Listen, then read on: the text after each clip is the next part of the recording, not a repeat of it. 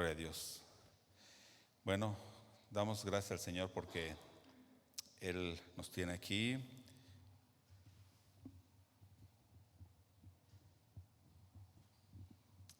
Que el Señor tiene una palabra para nosotros en este día. Amén. ¿Cuántos creen eso?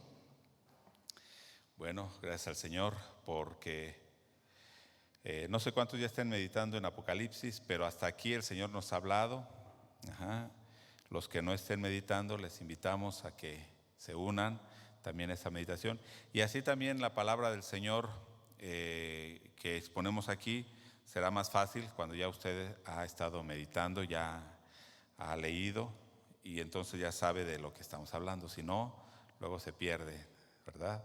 Pero le invitamos a que estemos meditando en la palabra del Señor. Y me da gusto ver a varios hermanos que no habían estado entre semana, sí habían estado el domingo, pero no entre semana. Y gracias al Señor que están aquí. También nuevamente le decimos a la hermana bienvenida, Dios le bendiga. Y vamos a orar para que Dios nos hable. Les invito a que oremos también ahí en su casa, oremos al Señor para que Dios esté hablando a nuestras vidas. Padre, en esta hora nos acercamos al trono de tu gracia, Dios. Sabemos que tu palabra es viva, tu palabra es eficaz, tu palabra es poderosa, tu palabra da vida y tu palabra crea todas las cosas. Y es por tu palabra que nosotros tenemos vida y subsistimos, Señor. Y queremos que esta palabra que hoy sea expuesta, sea tu Espíritu Santo hablando a nuestro corazón, a nuestra mente, a nuestro espíritu. Y que toques, oh Dios, lo más profundo de nuestro ser y que hagas la obra. Y que esta palabra que tú envías haga aquella obra para la cual tú, oh Dios, la has enviado. En esta hora ponemos este tiempo en tus manos y oramos en el nombre de Jesús. Amén.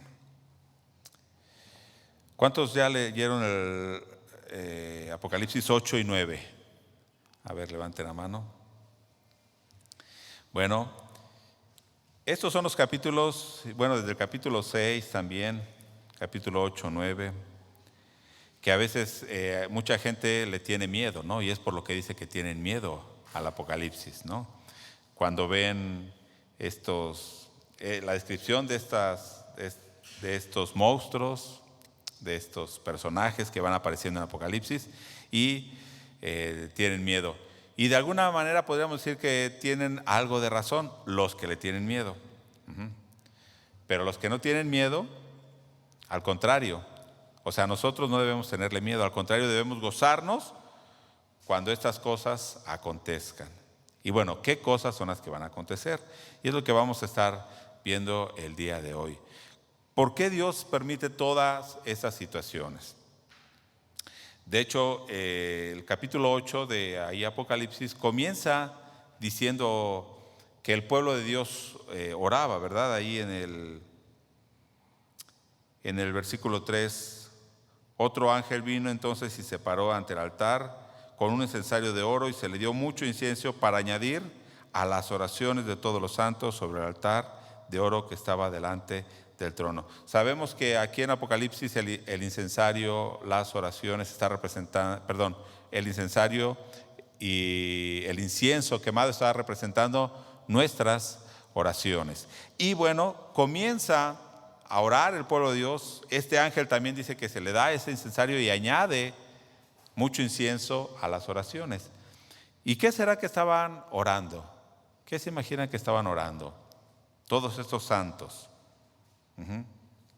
¿Qué estarían orando? ¿Qué se imagina? Por una casa nueva, por un carro último modelo. Es más, estarían orando por sanidad física. ¿O por qué estarían orando? ¿De qué trata el Apocalipsis? Del Evangelio. Y finalmente, ¿cómo el reino de Dios es establecido? Un reino de Dios perfecto. Las oraciones entonces del pueblo de Dios, ¿qué es? Que Dios haga esa obra, que establezca su reino, que haga lo que Él ha dicho, aunque a veces es difícil. O sea, quiero decir, aunque a veces también hay sufrimiento y padecimiento. Pero bueno, están orando.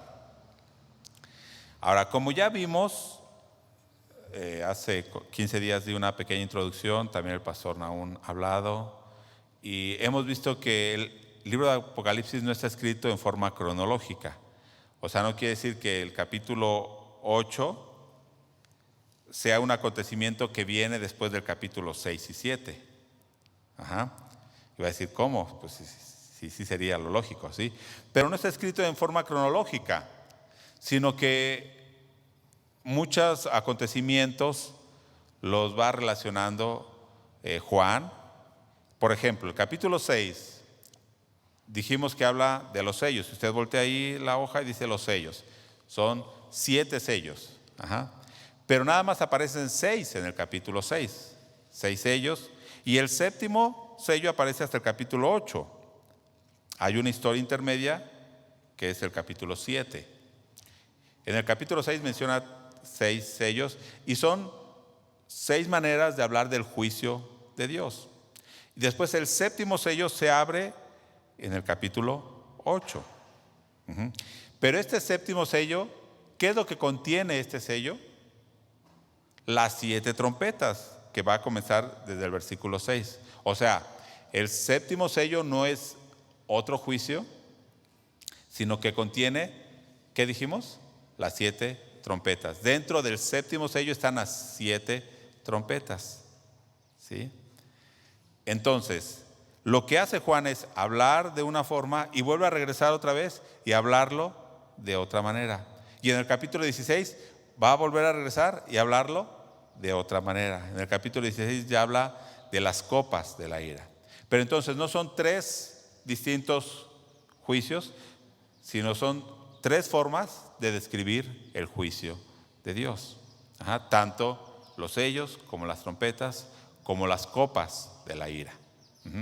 Lo que hace es, entonces dijimos, del 1 al 6 menciona, después mete una historia intermedia, después vuelve a comenzar, ahora las trompetas del 1 al 6, después va a meter otra vez una historia intermedia y después vuelve a comenzar, pero ahora las copas de la ira, y ahí sí ya no hay historia intermedia, termina.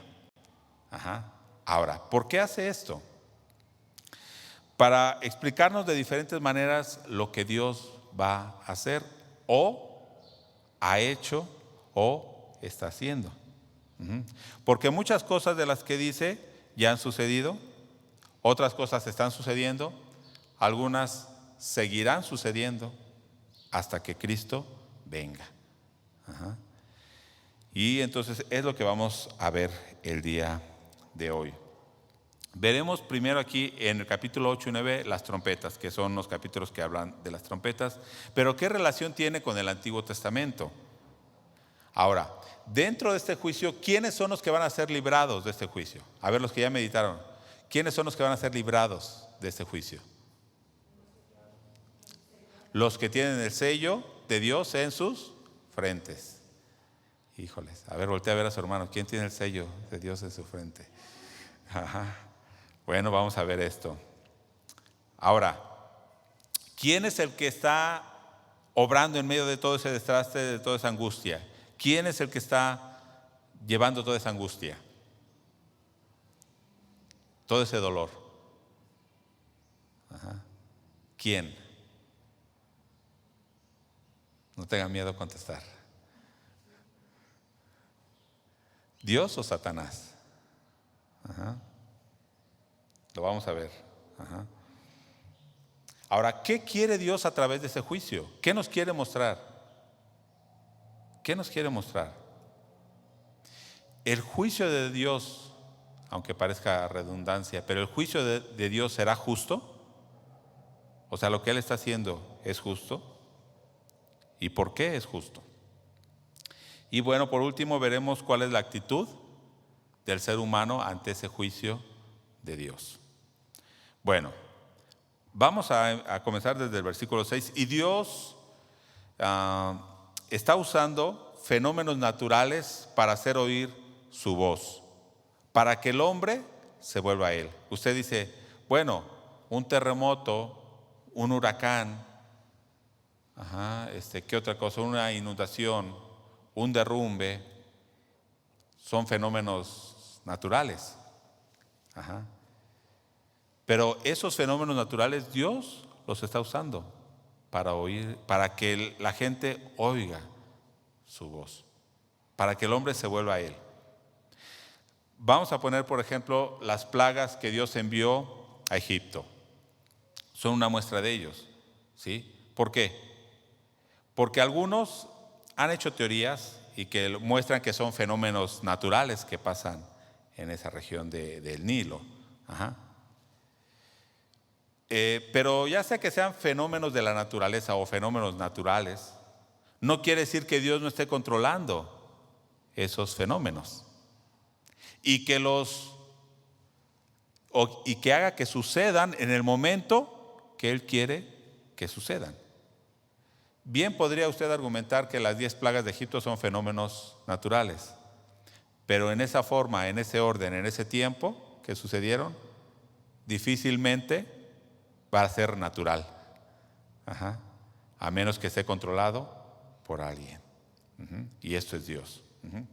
Entonces, ya sea que sea un acto de la naturaleza o un acto sobrenatural de Dios, Dios está controlando todas las cosas.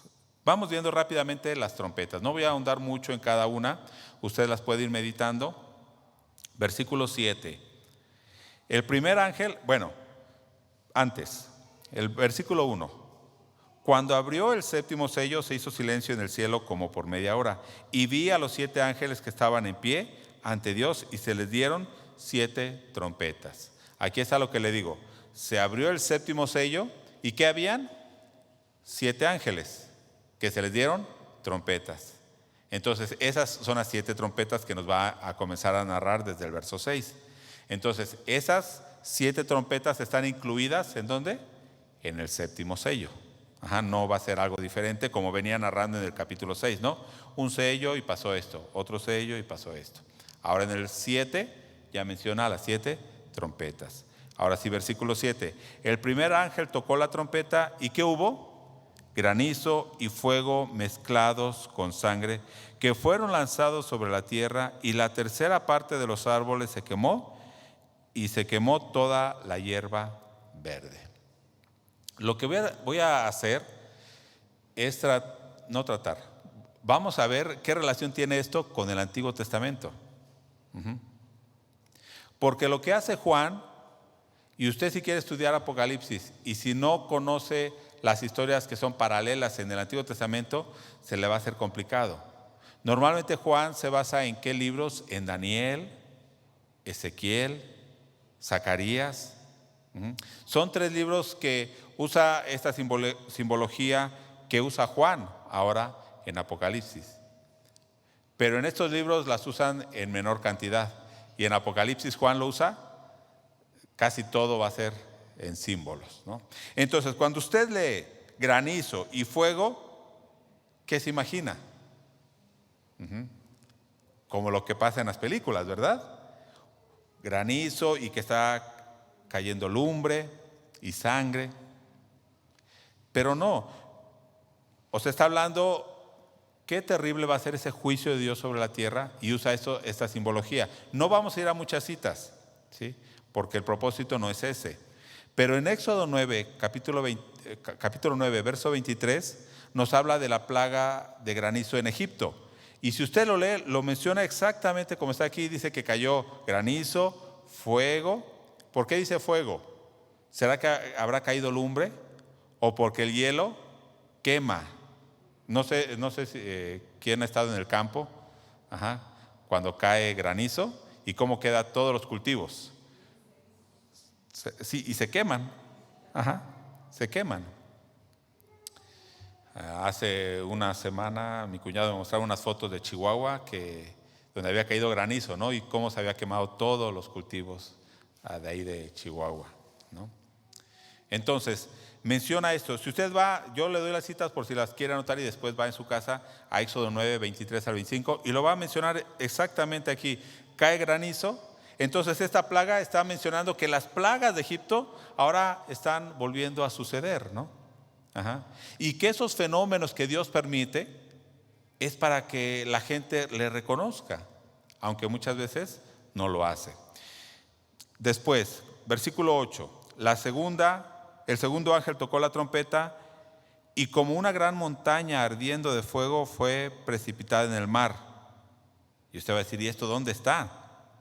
Bueno, pero dice, y la tercera parte del mar se convirtió en sangre. ¿Con esto qué le hace recordar? La plaga de sangre, de Egipto, la primera plaga, ¿no?, que hubo. Y aquí va a mencionar que la tercera parte de los seres que vivían en el mar murieron, las naves también fueron destrozadas. Entonces, ahora, pero dice ahí que una gran montaña ardiendo de fuego cayó en el mar, pero dice como una gran montaña. No está hablando precisamente de una gran montaña, ¿no? Porque usted se imaginaría, ¿qué se imaginaría? Una gran montaña cayendo sobre el mar. Mínimo un meteorito, ¿no? Y si fuera como el tamaño de una montaña, recordemos lo que pasó según la prehistoria, que se acabaron los dinosaurios, ¿no?, con un meteorito de ese tamaño, ¿no? ¿Qué pasaría si cayera un meteorito de ese tamaño, ¿no? Pero está hablando, como dijimos, en forma simbólica. Viene un juicio y trae sangre ahora sobre el agua y los peces mueren. Ahora, la tercera trompeta, verso 10. Ahora, no todas las cosas que menciona Juan tienen su paralelo directo en el Antiguo Testamento. Va a ir añadiendo algunas cosas, ¿no? El verso 10 dice, el tercer ángel tocó la trompeta y cayó del cielo una gran estrella ardiendo como una antorcha y cayó sobre la tercera parte de los ríos y sobre las fuentes de las aguas. Y el nombre de la estrella es Ajenjo, y la tercera parte de las aguas se convirtió en Ajenjo. Y muchos hombres murieron a causa de esas aguas porque se hicieron amargas. Dice aquí una antorcha ardiendo, una estrella que cae y convierte el agua amarga. Esto no tiene una relación directa con el Antiguo Testamento. Algunos lo han relacionado con las aguas amargas de Mara, pero ahí es a la inversa, porque ahí, ¿qué es lo que hace Dios? Esas aguas las convierte en aguas dulces, y aquí las aguas se vuelven amargas, ¿no? Y aparte venenosas. Pero lo que está hablando es de que está permitiendo juicio. Viene juicio sobre no juicio sobre las plantas, sino una escasez de alimento porque se quemaron las plantas. Una escasez de alimento en el mar. Ahora hasta gente que está muriendo por el agua amarga. Sigue diciendo. Ahora, una pausa antes de seguir. ¿Por qué dice que tanto la montaña como el fuego, como esta estrella, dice que caen del cielo? ¿Por qué menciona esto, que caen del cielo? Nos quiere mostrar de dónde viene ese juicio. Ese juicio viene ¿de quién? De Dios.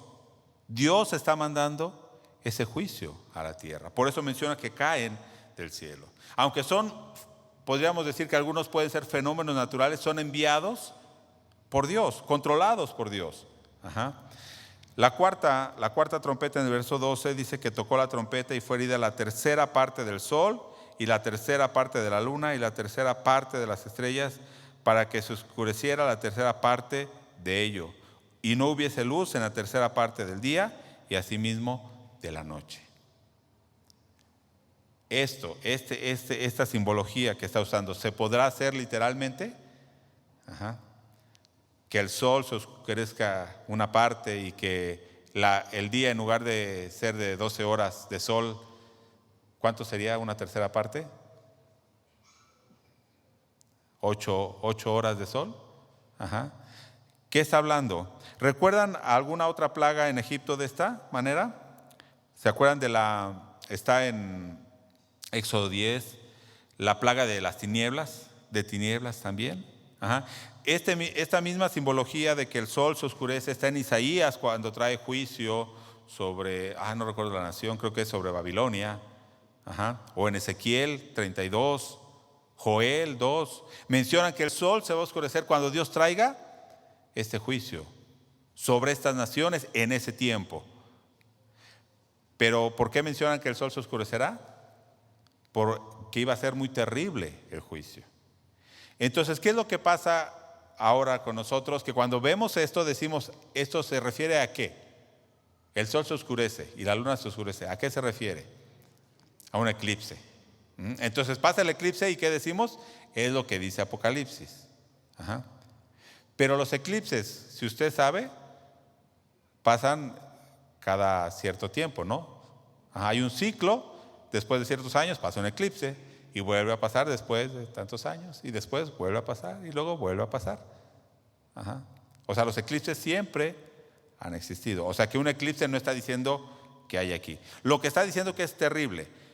Segunda forma también de que pensemos en esto. ¿Qué está simbolizando las tinieblas? ¿Qué está simbolizando las tinieblas? Ajá, en la Biblia normalmente siempre hace un contraste entre la luz y las tinieblas. La luz, el reino de Dios. Ajá, la salvación, y las tinieblas, el reino de Satanás. Entonces está mencionando aquí que ese juicio que viene es terrible y además, que aún el reino de Satanás está dominando a gran parte de la humanidad. Bueno,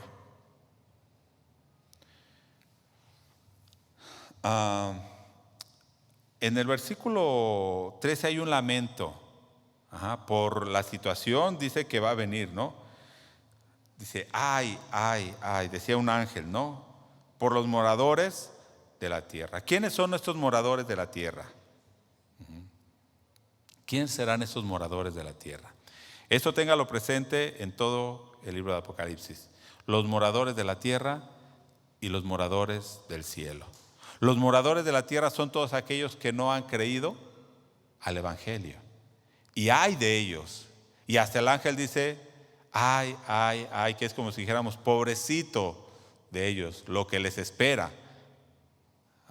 Porque el juicio que viene, ciertamente viene sobre aquellos que no han creído en Cristo. Porque los que estamos en Cristo, no hay ninguna condenación para nosotros. O sea, nosotros ya no estamos bajo el juicio y bajo la ira de Dios. Nosotros ya hemos sido librados de ese juicio de Dios. Pero hay de aquellos que no. ¿Nosotros a dónde pertenecemos, hermano? Al reino de los cielos. ¿Dónde está nuestra ciudadanía? En los cielos.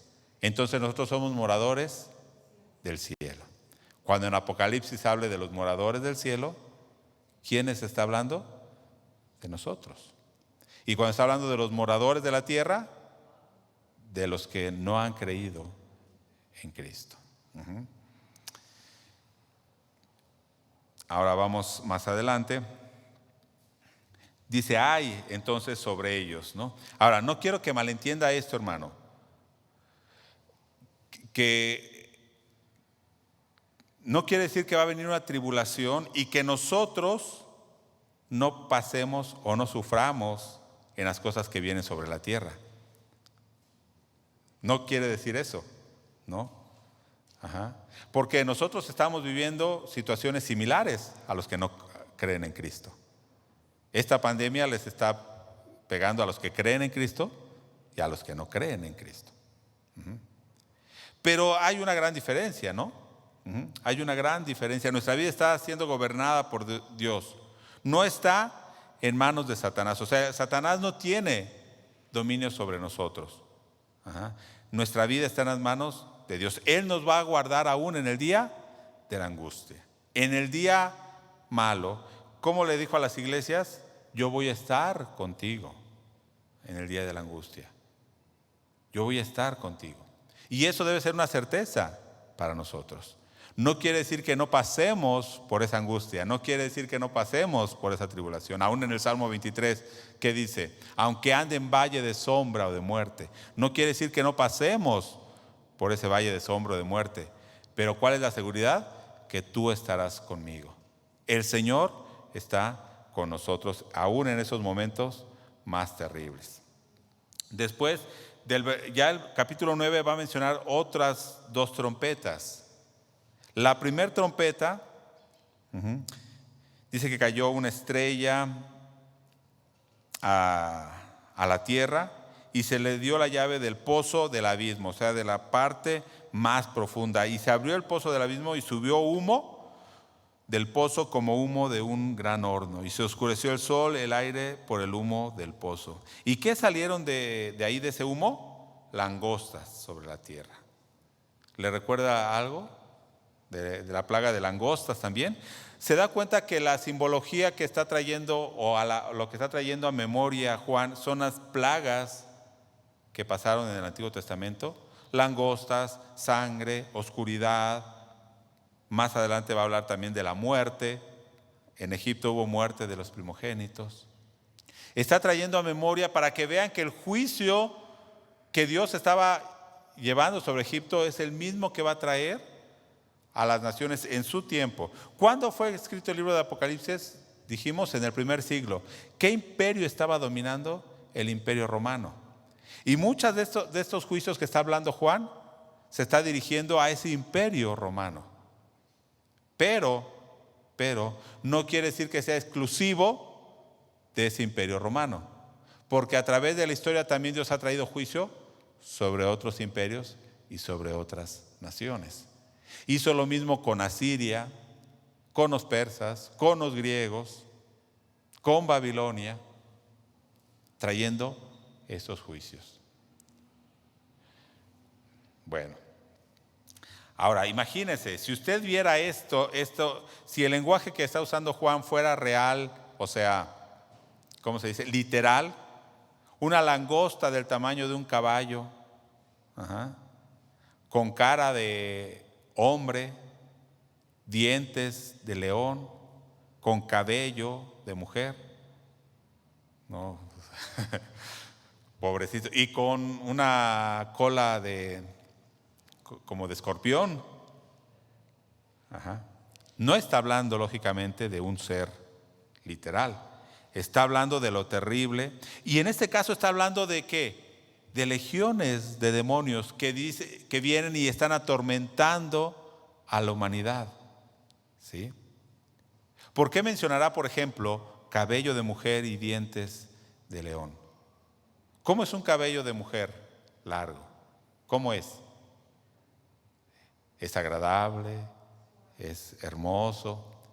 Por un lado se ve el cabello, pero cuando voltea, ¿qué es? Dientes de león. Está hablando de Satanás, ¿cómo es? ¿Y cómo actúa? De esta manera. Se presenta de una manera, si lo ves desde un ángulo, pero cuando ves la realidad, es otra. Y está mencionando a estos demonios que atormentaban a los hombres. Pero ahora, otra cosa que debemos tener bien claro, no debemos olvidar algo. ¿Quién es el que dijo, abran esto? ¿Quién es el que les dio permiso que suban estas langostas a atormentar a los hombres? Dios. Le pregunté al principio, ¿quién está obrando en medio de toda esta destrucción? Dios. ¿Quién está llevando a cabo este juicio? Dios. Usted puede decir, esta es obra del diablo. Tal vez el diablo está actuando, pero bajo la soberanía de Dios. El diablo no puede hacer algo que Dios no le permita. Claro que el diablo está gobernando sobre los que hacen su voluntad, pero sobre nuestra vida, no. El diablo no va a poder tocar su vida a menos que Dios no lo permita, y hasta donde Dios lo permita. Esto lo vemos claramente en el libro de Job. Por eso aquí dice que ¿cuánto tiempo atormentaron a los hombres? ¿Alguien se acuerda? 5 meses. Un tiempo limitado. O sea, no es que ellos hagan lo que ellos quieran, no, tienen un tiempo limitado. Y en este caso yo pensaba, ¿por qué? ¿Por qué habla de atormentar? ¿Qué es lo que hace el pecado con el ser humano? ¿Qué es lo que hace todas estas cosas, a unos desastres con el ser humano? Los atormentan. Y llega un momento que dice, queremos mejor morir. Pero la muerte no llega. Parece que huye de ellos, dice, ¿no? ¿Qué trae todas estas cosas? trae depresión, trae angustia, trae desánimo a la vida del hombre, tanto que desean morir. No le ven sentido a la vida. El ser humano sin Dios no le encuentra ningún sentido a la vida. Y ahorita vamos a ver un poquito más de eso. Pero hay algo bien tremendo en medio de todo esto. ¿Qué nos dice al final del versículo 4? Puede hacer daño, dice, no le iba a hacer daño en este caso a las plantas, ¿no? Pero hay algo bien significativo para nuestra vida. No se le permitía hacer daño a quienes, a los que tuvieran el sello de Dios en sus frentes. ¿Quiénes son estos? Pero aquí en el libro de Apocalipsis, ¿quiénes habían tenido ese sello de Dios en el capítulo 7? Los 144,000 que fueron sellados, ¿recuerda? Pero esos 144,000, ¿quiénes son? Nosotros, sí, los que hemos recibido a Cristo, tenemos el sello de Dios en nuestra frente. ¿Pero por qué dice en nuestra frente que tenemos el sello de Dios? Si usted ve a una persona con un tatuaje, con un sello aquí en su frente, es algo visible, es algo que se ve, no es como si lo tuviera yo en la espalda, ¿verdad? Que no se ve. En la frente es algo evidente. O sea, que los hijos de Dios es algo que se ve. A simple vista se ve que ese es un hijo de Dios. ¿Por qué? Por su vida, por su actitud, por su forma de actuar. Tiene el sello de Dios en su vida. Y a estos, dice, no tienen derecho de tocar. Estas langostas no tienen el derecho de tocar a estos hijos de Dios. Esto también recuérdelo cuando aparezca en el capítulo 13, si mal no recuerdo, sí, al final del capítulo 13, la marca de la bestia. ¿Por qué? Porque muchos están esperando que les hagan un tatuaje aquí, ¿no? O que les pongan un chip, o no sé, porque esa es la marca de la bestia. Pero ¿qué está hablando? En el mismo sentido que aquí, el que es hijo del diablo, aunque se escuche feo, es evidente, se ve la marca. Así como los hijos de Dios tienen el sello del Espíritu Santo en sus vidas. No voy a entrar en detalle porque todas esas cosas podemos ir en cada una por detalle. Pero quiero que vea esto, ¿no? Ok, entonces traían este tormento a la tierra. Era tal la desesperación, la depresión, la desesperanza, el sufrimiento que querían morir. Pensaban que la muerte era mejor que la vida. Los que estaban siendo atormentados, no los hijos de Dios. ¿Por qué? Porque nosotros, aunque estemos pasando el sufrimiento, ¿qué decimos? ¿La muerte es mejor que la vida? O sea, algunos dirán, sí, yo quisiera estar con Dios, como decía Pablo, ¿no? Pero no es que anhelemos o deseemos la muerte en nuestro cuerpo físico, ¿no? Aún la muerte física, Dios la ha determinado en nuestras vidas. Solo Él nos dio la vida y solamente Él nos las puede quitar. Y mientras estemos aquí, ¿qué debe haber en nuestra boca? Alabanza a Dios. No deseos de morir y desesperanza como los del mundo, no. Bueno, el pecado y sus consecuencias. ¿Por qué digo el pecado y sus consecuencias? Porque el hambre, la guerra, la contaminación que hay en el mundo, la violencia, la delincuencia, son consecuencias del pecado. Y han llevado a la humanidad a pensar de esta manera, ¿sí? El pensamiento materialista y evolucionista, los que creen que vienen del mono, y los materialistas que dicen que lo que existe es únicamente las cosas materiales, ¿qué les lleva a pensar? ¿Qué razón tiene la vida? Si somos solamente materia y moléculas que tomaron esta forma que tenemos al azar, pero finalmente va a ser destruido, ¿no? Ahora sí, una era de sin razón, le llama un filósofo, Francis Schaeffer, la era de la sin razón, dice, y sin propósito, ¿no? Porque una vida sin Dios es así. ¿Qué razón tiene vivir si somos únicamente materia? Materia al azar. Evolucionamos al azar. ¿Qué razón tendría la vida si al final vamos a morir? Y todo lo que hay se va a destruir. El universo entero se va a destruir. ¿Qué razón tendría la vida? Un eterno sin razón y sin propósito. Así está el mundo que no cree en Dios. Pero lo que hace Juan entonces en este capítulo 9 es describir cómo la influencia demoníaca sobre el hombre lo lleva a esta condición. Está diciendo el pecado y las consecuencias que traen la influencia del diablo sobre el hombre lo ha llevado a pensar de esta manera. Mejor sería la muerte y no hay nada. Ahora, la sexta trompeta, la última, en el verso 13, comienza a hablar de la sexta trompeta. Y dice que aquí se desataron 4 ángeles, en el 14 dice, fueron desatados esos 4 ángeles que estaban atados, o sea, eran unos demonios que estaban atados ahí en el río de Eufrates, y fueron desatados los 4 ángeles, verso 15, que estaban preparados, y fíjense aquí, hermano, esto es bien importante, preparados para la hora, día, mes y año, a fin de matar a la tercera parte de los hombres. ¿Qué nos está diciendo esto? Que Dios tenía preparado esto por día, mes y año. Dios tiene el control de toda la historia de la humanidad.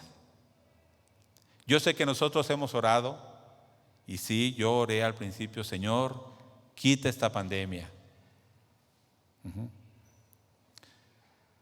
Y a lo mejor muchos no estarán de acuerdo conmigo, pero esa no debería ser nuestra oración. Nuestra oración es de que Dios termine de hacer su propósito en medio de esta pandemia. ¿Sí? Porque es fácil decir, quítalo. Sí, pero después, ¿la gente qué? Sigue viviendo igual. Ahorita vamos a terminar con esto, ahorita en la conclusión. Dios está llevando a cabo. En este caso, ahora dice que sube una multitud de 200 millones, un ejército enorme, o sea, un ejército enorme de demonios vienen, pero ahora sí, ¿qué vienen a hacer? A matar a una parte de la humanidad. ¿Sí? Pero me llamó algo me llamó la atención. ¿Dónde estaba el poder de estos, bueno, dice de estos caballos, ¿no? Era el jinete con su caballo. Y los va mencionando como diferentes, pero está hablando de demonios, ¿no? Una cantidad enorme de demonios que vienen. ¿Y dónde estaba el poder? Según el verso 19. Pues el poder de los caballos estaba en su boca y en sus colas. Y me llamó esto la atención, en su boca. ¿Sí? ¿Por qué? ¿Por qué? Y les voy a decir una interpretación muy personal. ¿Cómo ataca Satanás ahora en nuestros días? Sobre la cultura moderna, sobre la sociedad moderna. ¿Cómo está atacando Satanás? ¿Con persecución? Sí, puede ser en algunos lugares. Pero ¿cuál es la mayor estrategia que está usando? La filosofía de este mundo. Entrar a tu mente con palabras. Con las palabras, con la filosofía, con la enseñanza. ¿Qué te enseñan en escuela? ¿Qué te enseñan la sociedad? ¿Qué te enseñan en la televisión? El materialismo. Hablan de tolerancia, excepto los que no creen como ellos. De amor. Pero el amor, ¿qué le llama amor esta sociedad? El libertinaje sexual. A eso le llaman el amor. El pecado ahora, ¿cómo lo llaman? Orgullo. Y hacen marchas. El pecado es un orgullo. Ahora hay un ataque abierto de filosofías contra los principios bíblicos. A cualquier lugar que usted voltee, ¿qué va a ver? Esta realidad. Vea una película, vea una serie, vea un anuncio, escuche una canción. Todo va en contra de los principios bíblicos. ¿Pero de qué hablan? De tolerancia y amor. ¿Pero amor qué? libertinaje. ¿Tolerancia a qué? Al pecado. Y si tú no piensas como ellos te toleran? No. Te acusan. Ajá. Y te dicen, no, tú eres una persona retrógrada, inculta. No eres tolerante, religioso, fariseo.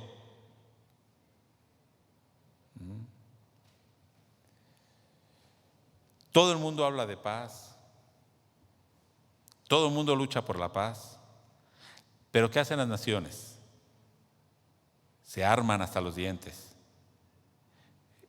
La nación que tenemos al norte lucha por la paz del mundo, ¿no? Pero es la nación más armada del mundo. Y es la que está en más guerras.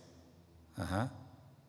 Usan millones de dólares y recursos para armas y habiendo tanta necesidad de alimento y ahorita de medicina. Pero no, es más importante un arma nuclear.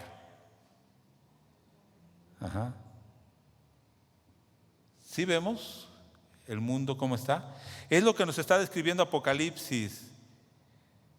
Ha llegado a una condición, dice aquí que de sus bocas salía fuego, humo y azufre. Imagínense esa sensación, fuego, aquí que se esté quemando, le quema la piel, los ojos le arden, el azufre le penetra en la nariz. Pero está mencionando cómo es el pecado en la humanidad, que lo está ahogando y lo está matando al ser humano de esta manera. Pero ¿cuál es lo importante de todo esto? Verso 20 en adelante, 20-21. ¿Qué es lo que Dios quiere? Y los hombres, dice, los otros hombres que no fueron muertos con estas plagas, se arrepintieron y buscaron a Dios. ¿Así dice?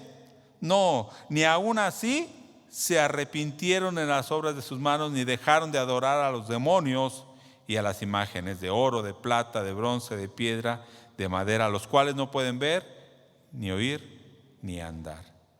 ¿Sí se da cuenta que aquí dice que adorar a las imágenes, ¿qué es? Lo mismo que adorar a los demonios. Qué tremendo, ¿no? Dios lo que quiere es que se arrepientan. Recuerda 2 de Pedro 3, verso 9. Dios no retarda su promesa. Él quiere que todos se vuelvan al arrepentimiento. Dios está permitiendo este juicio, ¿para qué? Para que se arrepientan. ¿Pero qué hacen los hombres? No quieren. Ni aún así se arrepienten. Aquí en el capítulo 2, verso 21, ¿se acuerda de esta mujer que se llamaba Jezabel? Dice Dios, yo le he dado tiempo para que se arrepienta, ¿pero qué? No ha querido arrepentirse de sus fornicaciones. El ser humano muchas veces dice que se arrepiente, o cuando dice, perdóname, ¿cuándo? ¿Cuándo? Por ejemplo, alguien que robó algo, ¿cuándo pide perdón? Cuando lo cachan. ¿Se arrepiente por haber robado o porque lo cacharon? Porque lo cacharon, ¿sí? No le queda de otra. Pero no tanto de haber robado. El que ha adulterado, ¿se arrepiente de haber adulterado? Cuando lo cachan.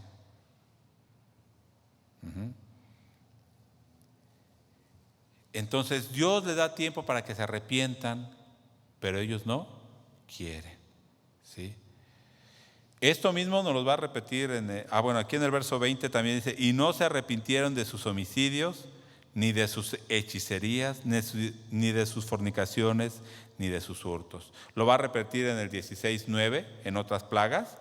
Dice, los hombres, aunque se estaban quemando por el sol y les salían úlceras, ni aún así se arrepentían. Es más, blasfemaban contra Dios por las úlceras y por el dolor, pero no se arrepentían de sus obras.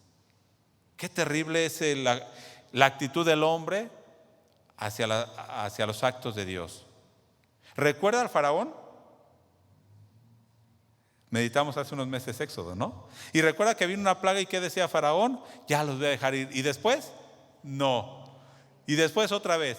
Y hasta el final, hasta que murió su hijo, sí, váyanse. Pero después los fue a seguir. O sea, ¿se arrepintió Faraón? No. Dios le dio oportunidad ¿cuántas veces? 1, 2, 3, 4, 5, 6, 7, 8, 9, 10. Entonces, ¿qué podemos ver cuando dice aquí y no se arrepintieron? Y después viene otra serie de juicios y decimos, pero ¿por qué Dios obra así? Pero está diciendo, es justo porque ni aún así se arrepienten. ¿Cuánta gente en medio de esta pandemia ha buscado de Dios? Poca, muy poca gente se ha vuelto a Dios. Y gracias a Dios por aquellos que se han vuelto a Él. Gracias a Dios. Pero en lugar de que el hombre se volviera a Dios, le reclaman a Dios y le dicen, ¿por qué? ¿Dónde está tu Dios? Pero si le dices, busca de Dios, no, deja de pecar, no. Quiero que ya Dios quite esta pandemia para seguir con mi borrachera, con mi idolatría, con mi fornicación, con mi vida como vivía antes. Voy a terminar. Y voy a ver así rápidamente, cómo esto es algo real, es algo histórico. El hombre siendo insensible a la voz de Dios. Y podemos concluir que entonces el juicio de Dios es justo. Voy a regresarme 100 años atrás. 100 años atrás terminó, bueno, no exactamente, 103 años atrás terminó la Primera Guerra Mundial. ¿Sabe cuántos millones de muertos hubo en la Primera Guerra Mundial? 17 millones de muertos en 4 años y más de 20 millones de heridos. Pero después de eso vino la peor depresión económica en la historia del hombre, la peor. Morían de hambre. Pero después también vino lo que le llaman la gripe española, y yo creo que lo han escuchado ahora. La gripe española, que mató a más de 50 millones de personas. En el año que terminó la guerra, unos meses antes comenzó esta infección, y es lógico porque no había, si ahorita, en ese tiempo menos, ¿no? Y saliendo de una guerra. Pero algunos han dicho que pudo haber sido hasta 100 millones de muertos, porque no llevaban un registro como ahora. ¿Y usted cree que el hombre se volvió a Dios? No. Pocos años después, la Segunda Guerra Mundial. Entre 40 y 50 millones de muertos y más de 150 millones de heridos. 40 o 50 millones de muertos. Siempre se dice 6 millones de judíos muertos. Sí, son muchos. Pero creo que la misma cantidad fueron de rusos y de alemanes, casi 2 millones, y de otros países. O sea, todos. Casi 50 millones de muertos. Ahora con el coronavirus, las cifras oficiales son casi 4 millones, pero la ONU dice que estima que puede ser el doble o hasta el triple de muertos que ha habido, pero como no se tiene el registro de todos, o sea, estamos hablando de 10 millones. Nada más en México, ¿cuántos van? Más de 235,000 muertos, seguramente más. Pero ¿cuál es la actitud de la gente? ¿Usted ve que la gente quiere buscar de Dios? No. Es más, muchos cristianos no quieren ni venir a la iglesia, ¿no? Entonces, ¿cuál debería ser nuestra actitud como cristianos? La gente no se vuelve a Dios. Al contrario, lo acusan. Pero, ¿por qué lo acusan? Porque ellos quieren seguir en su idolatría, como vimos aquí en Apocalipsis, en sus vicios, en sus hechicerías. Vea, me sorprende en la televisión programas de brujería, de horóscopo, de chamanes, abiertamente, así como si nada. Pero un programa cristiano no, porque eso es, ¿cómo sería? Sí, o sea, es algo ilógico, es algo de, pero los chamanes sí, pero los horóscopos sí, la magia, Sí. La fornicación ahora es un orgullo. Antes, por ejemplo, una muchachita que fuera virgen, era algo que se esperaba que fuera virgen. Ahora, si es virgen, una muchachita o un hombre, o un hombre que llega a los 20 años virgen, es la burla de todos. ¿Cómo es posible? Pero un hombre o una mujer que haya tenido muchas parejas, bravo. Alguien que es de la comunidad LGTB, X, Y y Z, bravo. Es un orgullo ser eso. Una virgen no, ¿cómo? Es algo de burlarse. ¿Se da cuenta cómo está el mundo? A lo malo le llaman bueno, a lo bueno le llaman malo. Exalta el mundo la obra de Satanás y menosprecia la obra de Dios. Bueno, si se da cuenta entonces, este juicio que menciona capítulo 8 y 9 es un juicio que ha venido a lo largo de la historia de la humanidad, en imperios de la antigüedad. En eso que mencioné de las guerras mundiales, sobre los imperios de Europa, cayeron esos grandes imperios de Europa con estas guerras. Estados Unidos, si no se vuelve a Dios, también va a llegar el momento, el día, la hora y el año de su juicio. Pero la gente quiere preferir adorando a los demonios, como dice aquí en Apocalipsis, a sus ídolos. Y no estamos hablando únicamente de esas imágenes. ¿Sí? Todo lo que pongamos en lugar de Dios es un ídolo, y todo lo que pongamos en lugar de Dios es adoración a demonios. Si yo me pongo ahí, en el lugar de Dios, es adoración a demonios. Si pongo mi trabajo, es adoración a demonios, porque sigue siendo un ídolo. Pero nosotros como cristianos, hermanos, ¿estamos entendiendo este llamado de Dios a nuestras vidas? Ahora, en este momento, ¿nos estamos volviendo a Él? ¿Estamos doblegando nuestra voluntad a Dios? ¿Nos estamos alejando del mundo? Y ahora sí tenemos ese sello de Dios en nuestra frente para que esto no nos mate. Porque en realidad nosotros no morimos, nosotros dormimos y pasamos a estar con Dios. Este sello en nuestra frente es estar viviendo dentro de la voluntad de Dios. Y como decía en los primeros capítulos, venciendo al mundo, manteniendo nuestra vida alejada del pecado. Póngase en pie y oremos a Dios. Dios está haciendo un llamado al arrepentimiento. Todo lo que Dios ha permitido es para que el hombre se arrepienta de sus obras y pensemos en nuestra vida. Y si tienes algo, hermano, de qué arrepentirte, hazlo en esta hora. Padre, en esta hora nos acercamos al trono de tu gracia. Te bendecimos, oh Dios. Hemos visto cómo tú nos estás llamando, cómo estás procurando, Dios, que nos volvamos a ti. Aún en medio de esta pandemia, de este sufrimiento, de las guerras, tú quieres que el hombre se vuelva a ti. Permite, oh Dios, que podamos volvernos a ti.